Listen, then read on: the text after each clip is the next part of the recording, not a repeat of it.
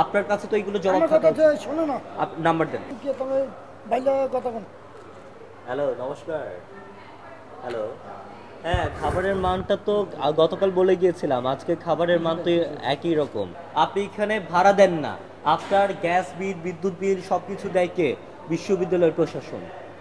ভাই আমার বেসলে তো লাভ নেই, এ আপনি মালিক আপনি কইতেছে। আপনি তো বসাইছেন, আপনাকে তো আমি মালিক, থাকি ঠিক আছে ভাই, মালিক আপনার, তার অবর্তমানে তো আপনাকে বসাইছে। অবশ্যই। আপনার কাছে তো এগুলো জবাব আমার থাকা কথা উচিত। শোনো না, নাম্বার দেন।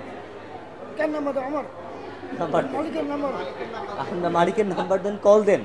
কল দেন আপনার মালিককে। কল দেন। আমি কল দেবো ভাই, আমার টাকা খাইবো, আমার গরিব মানুষ। কল দেন, কল দেন।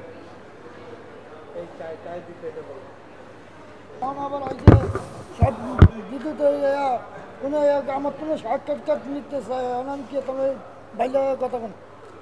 হ্যালো, নমস্কার। হ্যালো। হ্যাঁ, খাবারের মানটা তো গতকাল বলে গিয়েছিলাম, আজকে খাবারের মান তো একই রকম। আপনার পরোটা খুলে আমি দেখলাম এখানে 3টা দানা, মানে এগুলো পিসও না, দানা। এখন আমি আপনাকে বলেছিলাম হ্যান্ড ওয়াশ ইউজ করতে, এখন হ্যান্ড ওয়াশের বদল আপনি ধরে দিয়েছেন একটা বোতল, এবং বোতলের মধ্যে কি মিশেছে, ফেনা ফেনা ভাসতেছে, এগুলো কি? বোতলের মধ্যে এটা কি মিশেছেন বলেন? পানি মিশিয়ে লইতে বলছে পানির সাথে কি মিশেছেন? ওই ফ্যান এসে। আপনি তো পানির সাথে হ্যান্ড ওয়াশ মিশিয়েছেন, কিন্তু আপনারা বলছে হ্যান্ড ওয়াশের সাথে পানি মিশাইতে, তাই তো? হ্যাঁ, এখন আপনি দিবেন প্রপারলি একটা হ্যান্ড ওয়াশ, আপনি কেন পানির সাথে মিশাইতে বলবেন? আপনি আসেন, এখনই আসেন, আপনি ডাকসুতে আসেন।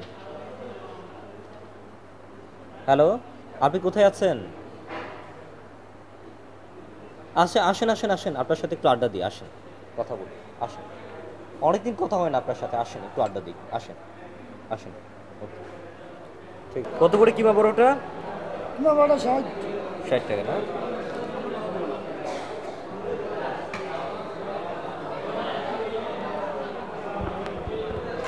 আর বেরিতেছে এগুলো সব পেঁয়াজ।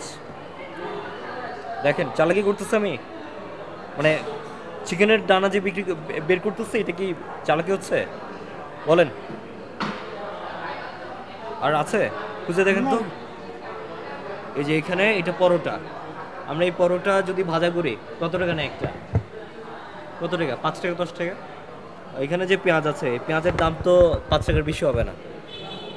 এখানে চিকেনের পিস, এটা কি এগুলো, এই যে ডানা, একটা, দুইটা, তিনটা, এটা এই দুইটা মিলে একটা ডানা হবে না, কথার কথা যদি আমি ধরি এটা। হ্যাঁ, এটা ভাঙে, এটা কত? 55? 55 টাকা, 55 টাকা পিস। হ্যাঁ, এটা এটা এটা এটা কি, এটা কি ময়দার গুঁড়ি? এটা কি চিকেন হচ্ছে এটা? হ্যাঁ, তারপরে যে এগুলো কি, এগুলো চিকেন না তো, এগুলো কি ময়দার গুঁড়ি? ওই যা আছে সামনে ভাই, আমি তো লুকে কিছু যাইনি। হ্যাঁ, ওকে। এটা এটা কত? এটা 55 টাকা। বন্ধ করবো। এটা কত?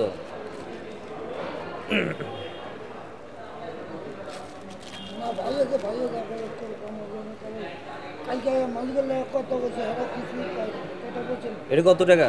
শর্মা কত? 75 টাকা, 60 লেখা আছে। শর্মা হচ্ছে 75 টাকা। এটা কয় পিস চিকেন? এটা ছোট্ট একটা পিস, এটা একটা, এটা একটা, এই, আর এখানে এই 3টা চিকেনের ডানা মিলে এটা 75 টাকা। আমরা বারবার বলছি মধুর ক্যান্টিন, মধুর ক্যান্টিনের একটা ঐতিহ্য আছে, একটা কী বলবো, একটা সুপ্রাচীন এবং ইতিহাসের একটা সাক্ষী। এখানে যদি আপনার এইভাবে যদি চলতে থাকে, তাহলে এটার মানে এটা আমাদের ঢাকা বিশ্ববিদ্যালয়ের জন্য এটা খুব লজ্জার, যেখানে আপনার বিভিন্ন ধরনের, শুধুমাত্র আমাদের শিক্ষার্থীরা না, এখানে বিভিন্ন গুণী সাহিত্যিক থেকে শুরু করে আপনার শিল্পী থেকে শুরু করে বিভিন্ন শ্রেণী পেশার মানুষ এখানে বসেন, আড্ডা দেন। সেইখানে যদি এরকম আপনার, আমার জানা মতেই মধুর ক্যান্টিন এরা ভাড়ার আওতায় মধ্যে হয় পড়ে না, বা আপনার এই যে গ্যাস, বিদ্যুৎ, এগুলো বিদ্যুৎ বিল দিতে হয়, গ্যাস বিল, বিদ্যুৎ বিল দিতে হয়, দিতে হয় না আমি যতদূর জানি। তাহলে আপনার এত দাম কেন? মানে ভাড়া দিতে হয়, ভাড়া দিতে হয় না আপনাদের? মধুর ক্যান্টিনে ভাড়া দিতে হয় না? আপনার ওখানে যে একটা কফি আর্ট আছে ওখানে আপনার ভাড়া হচ্ছে 1 লাখ টাকা যতদূর আমি জানি, কিন্তু মধুর কেন্দ্রে কোনো ভাড়া নাই। তাহলে আপনার খাবারের মান এরকম কেন? দ্যাটস শহীদ মধুদা তার সন্তান, খুব সম্ভবত তার সন্তান, তাকে আমরা ডাকি, আমরা ডেকে আমরা তাকে বুঝাই। আমরা তো ডিরেক্ট অ্যাকশনে যাচ্ছি না, হ্যাঁ, আমরা তাকে ডেকে বুঝালাম যে আপনাদের এই ঐতিহ্যের ধারক বাহক, সো আপনাদেরও এটা দেখা উচিত। আমাদের শিক্ষার্থীদের কল্যাণ, শিক্ষার্থীদের যাতে সে ভালো খাবারটা পায় কম দামে, সেটা দেখা উচিত। সব কিছু বুঝিয়েছে। 2বার 3বার 4বার 5বার কয়বার বলবো? সো আমরা একটু আলোচনা করি। আমরা যেহেতু এটা প্রশাসন যারা আছে প্রশাসনকে আমরা জানাবো। আমরা তো প্রশাসন না, আমরা তো শুধুমাত্র শিক্ষার্থীরা একটি প্রতিনিধি। আমরা তো সিদ্ধান্ত নিতে পারবো না যে এটা কী হবে। সো আমরা আমরা শিক্ষার্থীদের পেয়ে ডাকসুর পক্ষ থেকে আমরা প্রশাসনের কাছে আমরা এটার জানাবো যে ওনারা কী করবেন না করবেন। এবং এটা যেহেতু বাংলাদেশের মুক্তিযুদ্ধের সাথে জড়িত, সেহেতু আমরা এটা কলঙ্কিত হতে আমরা দিব না।